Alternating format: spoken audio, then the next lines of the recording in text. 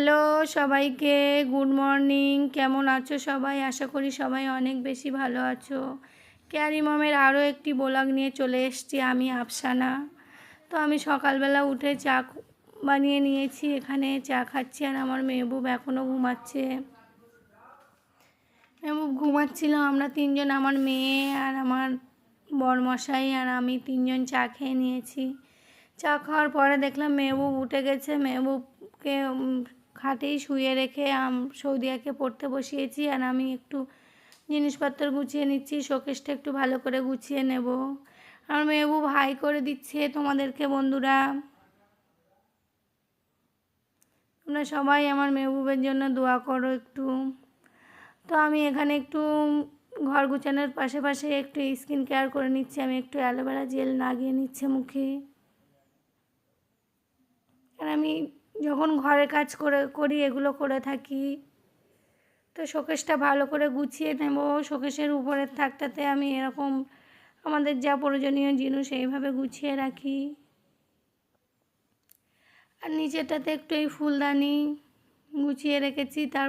তারপরেরটা একটু বাসনপত্র একদম নিচেরটায় কাপ রেখে দিয়েছি। তো আমি ঘরটা এবারে ভালো করে গুছিয়ে ঝাড়ু দিয়ে নিয়েছি।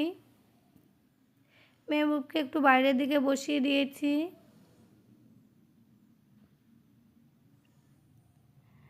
আর মেহবুব তো কাছে ফোন না থাকলে ও শুধু মা মা করে ডাকবে। ওকে ফোন দিয়েছি। ঘর বারান্দা ভালো করে পরিষ্কার করে নিয়েছি। আর উঠোনটার অবস্থা এই অবস্থা হয়ে আছে। তো উঠোনটা ঝাড়ু দিয়ে আমি সব পাতাগুলো এক জায়গায় কুড়িয়ে নিয়ে বস্তার ভেতরে ভরে নেব।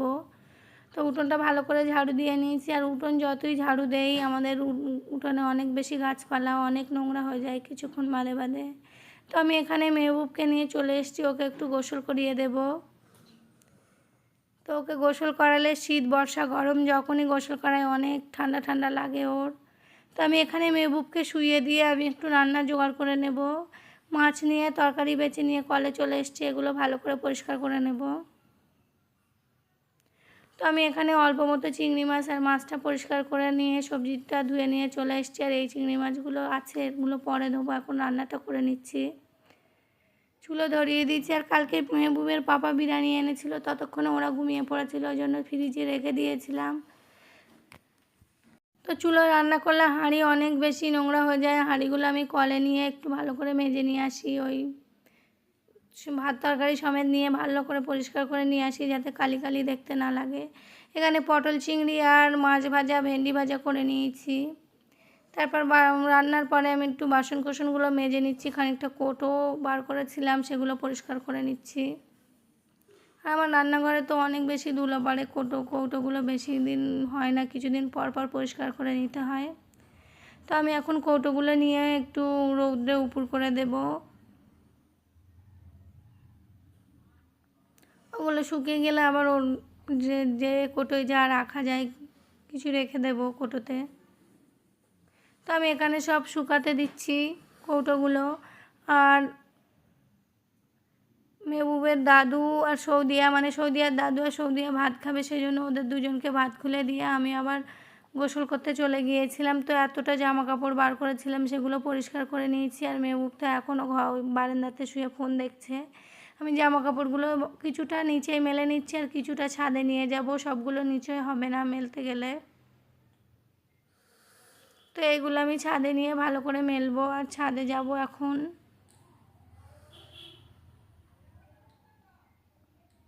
তো আমি ছাদে যাচ্ছি আর আমার মেহবুব ওইখানেই শুয়ে এখনও ফোন দেখছে আর আমার সঙ্গে কথা বলছে। আমি ছাদে এসেছি, পায়রাগুলো সব আমার দিকে তাকিয়ে রয়েছে, জানে এবারে আমাদেরকে খোরাক দেবে। তো আমি খোরাক দিয়েছি, সবগুলো একসঙ্গে খাচ্ছে। আর সেই পিছনের ওই ছোট্ট পায়রা বড় হয়ে গেছে, পিলে পায়রা, ওরাও বাইরে বার হয়ে খোরাক খেতে আসছে। তো আমি এবারে জামা কাপড়গুলো মেলে নেব। কিছুটা জামা কাপড় টিনের চালের নিচে মেলবো, যেন রাত্রে না তুলতে হয়, আর কিছুটা মেলবো বাইরে, সেগুলো রাত্রে তুলে নেব। তো আমি আর মেহবুব এখানে ভাত নিয়ে চলে এসেছি, আমরা দুই মা ছেলেই ভাত খেয়ে নেব।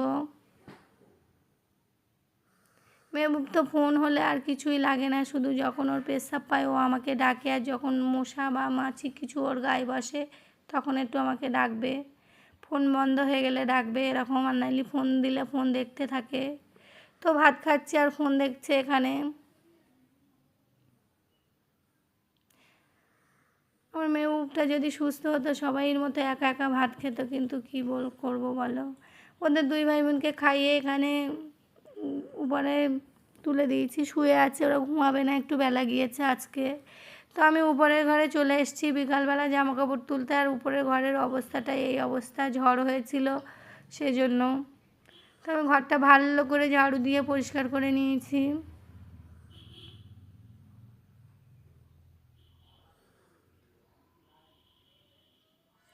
তো আমার ঘরটায় থাকতে অনেক বেশি ভালো লাগে, শান্তি লাগে, কিন্তু মেহবুব নিচে থাকে, আমি বেশিক্ষণ এখানে একা একা থাকতে পারি না, আবার দৌড়ে নিচে চলে যাই।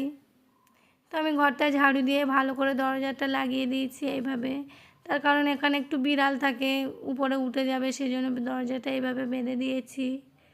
আর আমি নিচে চলে এসেছি, সন্ধ্যা হয়ে গেছে, জামাকাপড়ও গুছিয়ে রেখে এসেছি। আর একটা দেখো আমার মিনি চুলা, ওতে আমি একটু চা করে নিচ্ছি, তার কারণ আমার গ্যাস শেষ হয়ে গেছে, এখনও গ্যাস ভরা হয়নি, সেই জন্য এই চুলাটাতে চা করে নিয়েছি। এই চুলাটা আমার বড় জায়ের, আমি নিয়ে এসে একটু চা করে নিচ্ছি রান্নাঘরের ভিতরে বসিয়ে। আর ভালো লাগছে, ছোটোবেলার কথা মনে পড়ছে, এরকম চড়ুই ভাতি করতাম আমরা সবাই ছোট, একসঙ্গে চুলো এরকম দাদিরা বানিয়ে দিত। আর তাতে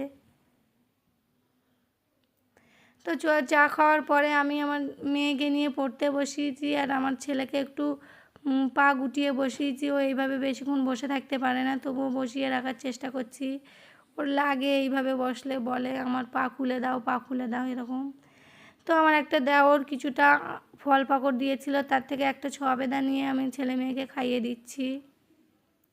আমি ওকে এখানে বসে খাইয়ে দিচ্ছি, আর ও আমার সঙ্গে কথা বলছে, কে দিয়েছে কে দিয়েছে জিজ্ঞাসা করছে। তো আমার একটা পাশের বাড়ির দেওর দিয়ে গেছে, ফলের ব্যবসা করে, তো আমাদের কিছুটা ফল দিয়ে গেছে। তো আমার মেহবুবকে ভাত খাইয়ে পরিয়ে, মেয়েকে দুজনকে ভাত খাইয়ে এখানে নিয়ে চলে এসেছি। এবার ওষুধ খাইয়ে দেবো, তার কারণ ওর পাপা আজকে রাত্রে একটু একটা বাড়িতে কাজ করছে, আসতে দেরি হবে, ওই জন্য আমি সব কিছুই গুছিয়ে নিচ্ছি একা একা। ওদের ভাত খাইয়ে এবার ওষুধ খাইয়ে দিচ্ছি। তো মেহবুব জন্মানোর পর থেকেই আমি এইভাবে প্রতিনিয়ত ওষুধ খাইয়ে যাই, আর এই ওষুধগুলো ওর কন্টিনিউ খাওয়াতে হয়। মানে ওর 2 বছর বয়স থেকে এই ওষুধগুলো দিয়েছে, আর এখন ওর 12 চলছে, এখনও পর্যন্ত এই একই সেম ওষুধ ওকে খাইয়ে যাচ্ছি আমি। আর মেহবুবের আজকে সারাদিন ব্যায়াম করানো হয়নি, ওর পাপা একটু ব্যস্ত আছে, আর আমারও শরীরটা খারাপ লাগছে, ওই জন্য সারাদিন ব্যায়াম করানো হয়নি। পাপা আসলেও তো রাত হয়ে যাবে, ততক্ষণে মেহবুব হয়তো ঘুমিয়েও পড়বে, কি না ঘুমালেও আর ব্যায়াম করবে না, অত রাত্রে কাজ থেকে ফিরে কিভাবে ব্যায়াম করবে। তো আমি এখানে মেহবুবের আর সৌদিয়ার দুজনকেই ওষুধপালা খাইয়ে শুইয়ে দেব, ততক্ষণে ওর পাপা হয়তো এসে যাবে, আমরা দুজন আবার ভাত খেয়ে নেব। তো আমার ব্লগটা আজকে আমি এখানেই শেষ করব। আমার ব্লগটি ভালো লাগলে লাইক, কমেন্ট, শেয়ার এবং সাবস্ক্রাইব করবে। মেহবুবের জন্য হলেও একটা সাবস্ক্রাইব করে দেবে সবাই, একটা সুন্দর গঠনমূলক কমেন্ট করবে। তো কাছে দূরে যে যেখান থেকেই দেখছো আমার ভিডিওটি, ভালো লাগলে কমেন্ট করে জানাবে, আর সবাই সুস্থ থাকবে, ভালো থাকবে। আর মেহবুবের জন্য একটু বেশি বেশি করে দোয়া করে দেবে, আমার মেহবুব যেন প্রতিনিয়ত ভালো থাকে।